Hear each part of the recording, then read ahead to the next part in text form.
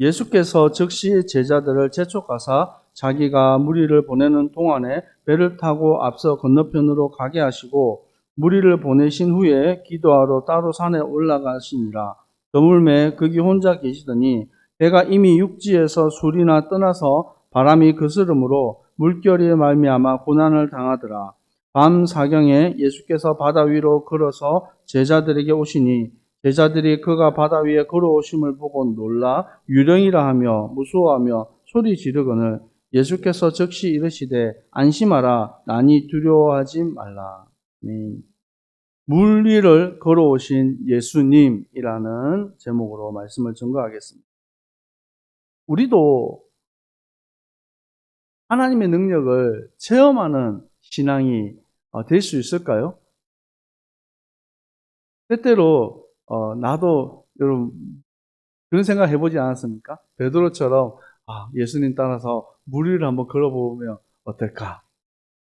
우리가 사실 베드로가 실수도 하고 문제도 많았지만 참 하나님의 은혜와 능력을 많이 체험한 예수님의 제자 중에 한 명이었던 것 같습니다. 우리는 무엇이 부족하냐면 하나님의 능력을 체험하는 데 있어서 믿음이 부족한 거예요. 하나님을 바라보는 온전한 믿음 안에 서 있기만 한다면 하나님은 지금도 더 큰 하나님의 역사로 응답으로 열어주실 줄 믿습니다. 나의 삶 속에서 얼마나 많은 고난을 당하고 또 문제를 겪게 되어집니까? 그때마다 하나님께서는 우리를 들어서 하나님의 역사를 이루기를 원하시는 거예요.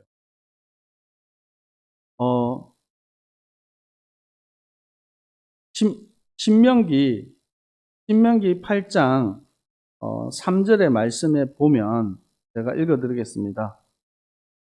너를 낮추시며 너를 줄이게 하시며 또 너도 알지 못하며 내 조상들도 알지 못하던 만나를 내게 먹이신 것은 사람이 떡으로만 사는 것이 아니요 여호와의 입에서 나오는 모든 말씀으로 사는 줄을 내가 알게 하려 하심이라.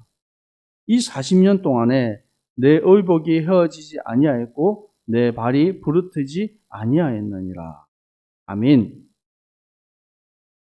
광야 40년 길 가는 동안 이스라엘 백성들에게 하나님이 알게 한 것이 뭐냐면 그들 자신을 낮추어서 하나님의 능력을 바라보게 하시고 사람이 떡으로 사는 것이 아니라 하나님의 말씀으로 사는 것을 깨닫게 하시고 하나님의 말씀 그 언약 속에 있을 때 구름 기둥으로 매일 만나와 메추라기로 먹이시고 반석에서 물이 나게 하시는 하나님의 은혜와 능력들을 체험하게 하시는 거예요. 어떻게 40년이라는 세월 동안 광야를 걸어가는데 옷이 헤어지지 않고 신발이 떨어지지 않겠습니까?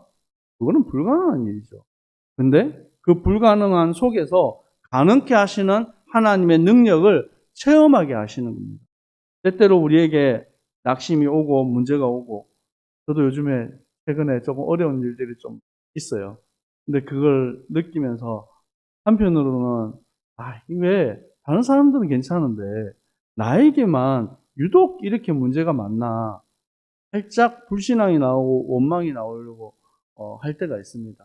그때 하나님이 저에게 하시는 말씀이 내가 하겠다. 오늘 말씀의 제목은 물 위를 걸어오신 예수님인데 사실 제 마음에 더 와닿았던 것은 27절 말씀입니다. 마태복음 14장 27절에 여러분 그 성경책에는 빨간 펜으로 예수님 말씀하신 것이 표시가 되어 있죠. 빨간 부분만 같이 한번 읽어볼까요? 시작. 안심하라 나니 두려워하지 말라. 아멘. 그럼 안심하십시오. 예수님이 우리의 주인 되십니다. 지난번 우리 앞서 말씀을 나누었던 오병이어의 기적, 그것을 통해서 하나님께서는 무엇을 우리에게 보여주기를 원하십니까? 우리는 예수님의 행하신 기적, 능력, 와, 대단하다. 그거 이전에 그분이 누구이신지를 알아야 하는 거예요. 예수님께서는 무리를 보시고 불쌍히 여기셨어요. 마태복음 14장 13절에서 16절 말씀에 이 각 고을을 다니면서 그들을 불쌍히 여기시고 그들 중에 병든 자들을 고쳐주셨어요. 수많은 무리들이 따르는데 줄이고 헐벗어서 고통 속에 있는 그들을 바라보시면서 슬퍼하는 마음을 가지십니다. 그리고 나서 예수님께서 이 오병이어의 기적을 일으킨 거예요. 이 오병이어의 기적에 대한 부분에 대해서 구체적으로 내용을 보여주고 있는 성경이 누가복음 9장 13절에서 17절 말씀의 내용이에요. 마태복음에는 나오지 않는 내용이 있습니다. 그게 뭐냐면 거기서 예수님께 13절에 보면 예수께서 이르시되 너희가 먹을 것을 주라 하시니 여짜오되 우리에게 떡 5개와 물고기 2마리가 있으니 이 모든 사람을 위하여 먹을 것을 사지 아니하고서는 할 수 없사옵나이다. 다 찾아봤는데 조그마한 아이가 내밀어 준 물고기 2마리와 보리떡 5개밖에 없다라는 거예요. 근데 그 속에서 하나님은 남자만 5,000명이 되는 여자와 어린아이들 합치면 수만 명이 되는 그 사람들을 먹이시고 남은 것이 12강주리가 남게 하신 거예요. 그때 사람들은 예수님을 보고 와, 대단한 능력의 사람이다. 어떻게 이런 사람이 있냐? 그래서 그들이 마음먹은 게 뭡니까? 왕으로 삼으려고 했어요. 예수님을.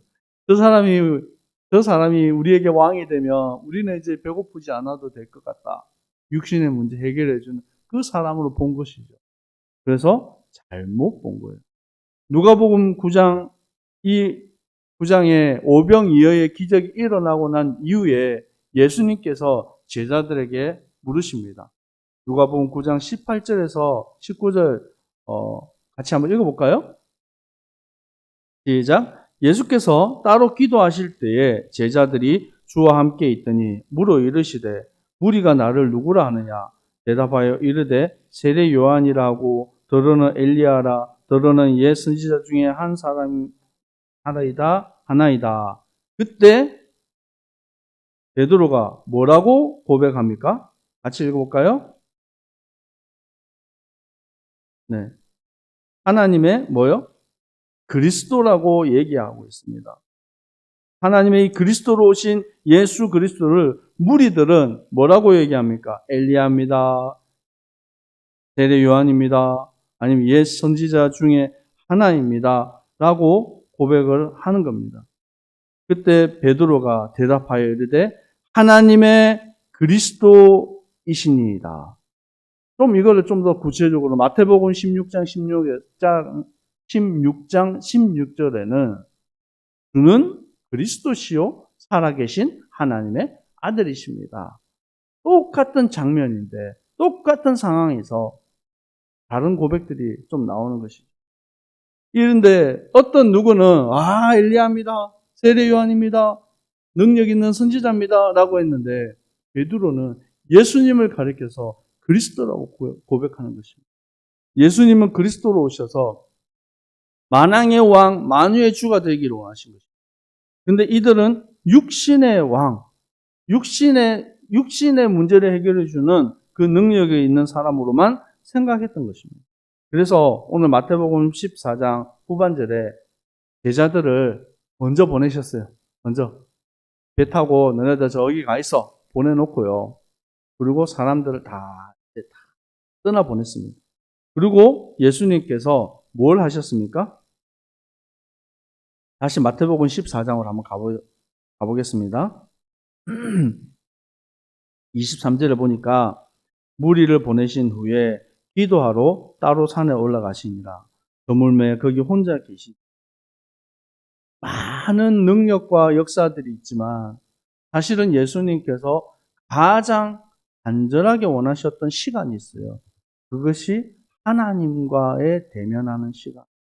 우리가 응답도 받아야 되고요. 열심히 일도 해야 되지만 근데 그것보다 더 중요한 것이 뭐냐면 하나님을 만나는 시간. 하나님의 얼굴을 대면하는 시간입니다. 그게 뭐라고요? 기도라는 거예요. 우리 한번 고백해 볼까요? 하나님을 만나는 시간을 가집시다. 그래서 예수님은 늘 기도하는 곳을 찾으시고 그 산에서 조용한 중에 하나님과 깊은 교제를 하셨어요. 그래서 이제 배가 두리를 떠나서 그래서 이미 몇 킬로의 그 땅에서 거리만 해도 수리면 아주 먼 거리인데 이 바다에서 수리가 떨어졌다는 것은 아주 멀리 간 것이죠. 근데 그때 이 사람들에게 닥친 위기가 있습니다. 그게 뭐냐면 바람이 거스름으로 물결로 말미암아 고난을 당하더라. 이 성경이 옛날 고어체로 돼 있어가지고 어려워요. 바람이 뒤집어진 거예요. 풍랑이 일어난 것입니다. 바다가 뒤집어져서 이 어려운 거예요. 근데 이 사람들이 예수님의 제자들의 특징이 뭡니까? 네. 출신이 왜요? 이분들 평생 바다에서 일을 하고 살았던 어부예요. 누구보다도 이 배를 잘 알고 바다를 잘 알고 지금 요즘 말로 말하면 프로페셔널한 거예요. 근데 그들이 밤새도록 이 풍랑과 싸웠는데 이기지 못하는 거예요. 그때 예수님께서 밤 사경에 예수께서 바다 위를 걸어서 제자들을 오신 것입니다. 이들이 그렇게 오랜 세월 예수님과 함께 동행했었는데 바다 위에 걸어오신 예수님을 못 알아봤어요. 왜 그럴까요? 사람은 바다를 걸어 다닐 수가 없어요. 그러니까 예수님을 보고 뭐라고 불렀어요? 뭐라고 외쳤습니까? 아, 유령이다. 귀신이다. 그러는 거예요. 귀신이 나타났다. 소리치고 무서워서 이들이 무서워서 소리를 쳤다 얘기합니다. 그때 예수님께서 즉시 안심하라. 나니 두려워하지 말라. 그때 예수님 앞에 예수님이 나타나실 때 이 모든 것이 다 해결되어지는 것입니다. 28절에 보니까 이 베드로는 참 엉뚱한 사람이에요. 주여 만일 당신이거든 주님이시거든 나를 명하사 물 위로 오라 하소서. 참 엉뚱하죠. 예수님 정말 당신이 맞으면 나도 물 위를 걷게 해달라고 그 말하고 오라 하시니 베드로가 즉시 배 위에서 뛰어내려 가지고 걸어갔어요. 대단합니다. 그 베드로에게 이만한 믿음이 있습니다. 그리고 물 위를 걸어가는데 문제는 그 다음이 문제예요. 그 다음에 어떻게 됐습니까? 30절에 보니까 바람을 보고 무서워 빠져가는지라. 눈에 보이는 하나님을 바라보고 주인 대신 그리스도를 바라볼 때는 문제가 없었는데 눈에 보이는 파도가 팍 들이닥치니까 순간적으로 뭐가 들이닥친 거예요? 파도와 함께 두려움이 엄습한 거예요. 그때 하나님을 바라보지 못하고 불신앙하게 되는 거예요. 그때 소리 지릅니다. 주여 나를 구원하소서. 우리도 마찬가지잖아요. 하나님 믿노라. 하나님 믿습니다. 주님은 내 인생의 주인입니다. 늘 고백하지만 눈에 보이는 현실, 갈등, 그때마다 얼마나 속을 때가 많습니까? 당장 저 자신부터가 눈에 보이는 사람의 문제, 환경의 문제, 이것 때문에 얼마나 속을 때가 많은지 몰라요. 그때 이 베드로의 고백처럼 주여 나를 구원하소서. 한번 고백할까요? 주여 나를 구원하소서. 여러분 위기 왔을 때 사람 바라보지 말고 환경 바라보지 말고 주님 바라보시기를 축복합니다. 예수님께서 즉시 손을 내밀어서 그를 붙잡고 이르시되 믿음이 작은 자여 왜 의심하느냐. 예수님이 이 즉시로 베드로를 손을 잡고 끌어주시고 살려주셨어요. 그리고 죄송합니다. 마태복음 14장 32절에서 33절 말씀을 우리 한번 같이 한번 읽어볼까요? 시작. 배에 함께 오름에 바람이 그치는지라.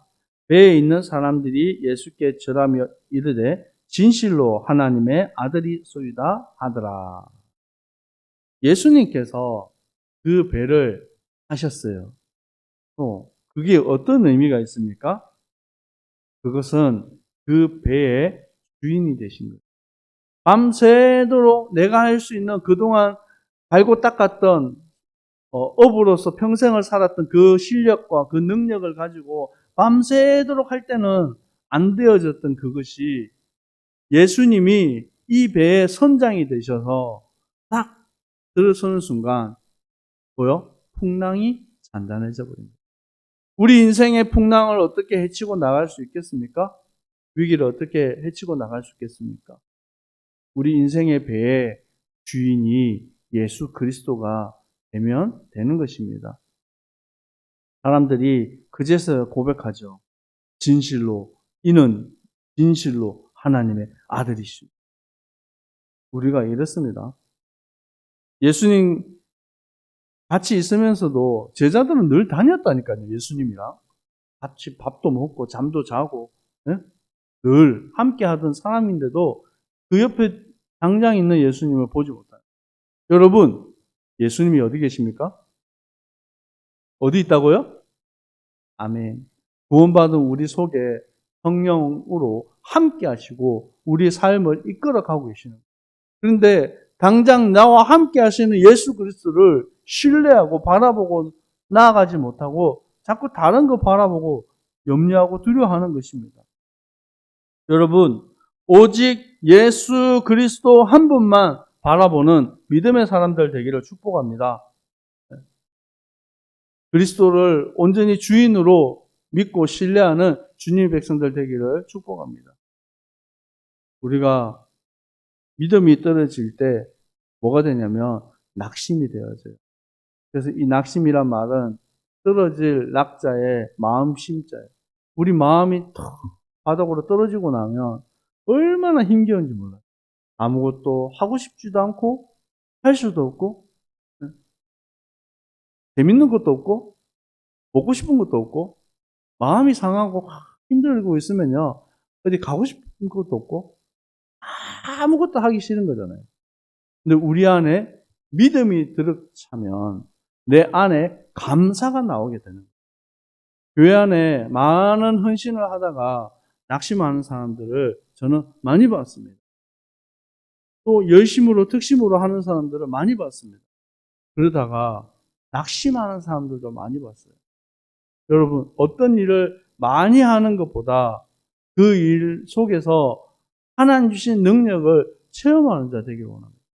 여러분, 많은 일을 하기 위해서는요, 많은 준비를 하는 것이 아니라 많은 기도를 해야 돼요.